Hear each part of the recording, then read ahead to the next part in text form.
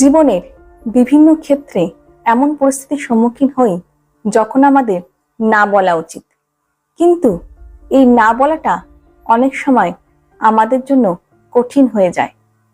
চলুন কিছু বিশেষ মুহূর্তে না বলতে পারার কৌশলটি শিখে নিই। প্রথমে যেটি বলবো তা হলো স্পষ্ট ভাষা ব্যবহার করুন। না বলার সময় স্পষ্ট ভাষা ব্যবহার করা খুবই গুরুত্বপূর্ণ।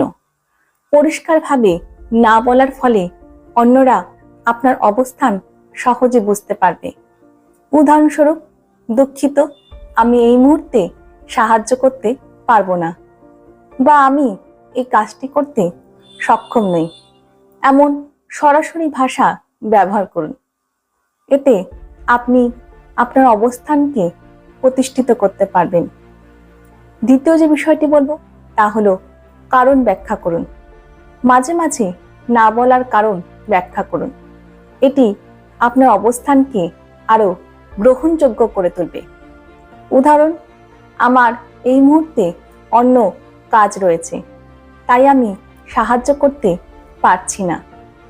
কারণ উল্লেখ করলে অন্যরা আপনার পরিস্থিতি অনুধাবন করবে। তৃতীয় যে বিষয়টি বলবো তা হলো আত্মবিশ্বাসী থাকুন। না বলার সময় আত্মবিশ্বাসী হওয়া অত্যন্ত গুরুত্বপূর্ণ।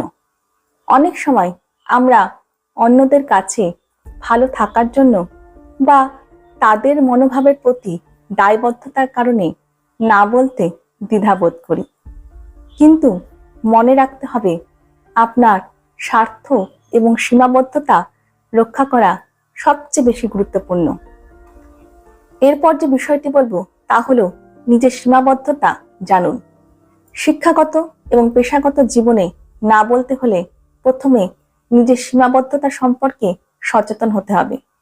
আপনি কতটা কাজ করতে পারবেন, আপনার সময় কিভাবে ব্যবহার করবেন এবং আপনার শারীরিক ও মানসিক শক্তি কতটা, এইসব বিষয় স্পষ্ট হওয়া জরুরি। উদাহরণস্বরূপ, আপনি যদি জানেন যে আপনার অতিরিক্ত কাজের সক্ষমতা নেই, তাহলে সেটা সঠিক সময়ে অন্যকে জানিয়ে দিন।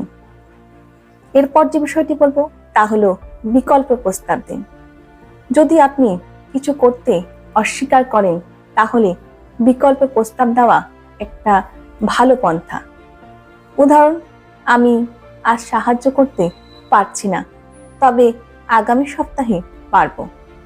এটা আপনার সদিচ্ছাকে প্রকাশ করে এবং অন্যকে বোঝানোর সুযোগ দেয় যে সহযোগিতায় আপনি আগ্রহী। তৃতীয় যে বিষয়টি বলবো তা হলো অনুশীলন করুন। না বলা একটা দক্ষতা যা অনুশীলনের মাধ্যমে উন্নত করা যায়। প্রতিদিন জীবনের ছোট ছোট বিষয়গুলোকে না বলার অনুশীলন করুন। এতে আপনার আত্মবিশ্বাস বাড়বে এবং বাস্তব জীবনের পরিস্থিতিকে আরো সহজ করে দেবে। এরপর যে বিষয়টি বলবো তা হলো পারস্পরিক সম্পর্ককে বজায় রাখুন। যখন আপনি না বলবেন, তখন সম্পর্কের উপরে নেতিবাচক প্রভাব পড়তে পারে, কিন্তু আপনি যদি সততা ও আন্তরিকতার সঙ্গে না বলেন, তবে সম্পর্কগুলো ঠিকই বজায় থাকবে।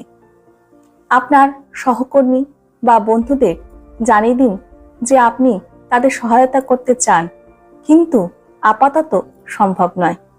অর্থাৎ একটি সৎ ও ইতিবাচক মনোভাব রাখলে সম্পর্ক রক্ষা করা সম্ভব। আশা করি আমার আজকের এই ভিডিওটি আপনাদের কাজে লাগবে। সকলে ভালো থাকবেন, সুস্থ থাকবেন। দেখা হবে নেক্সট ভিডিওতে। নমস্কার।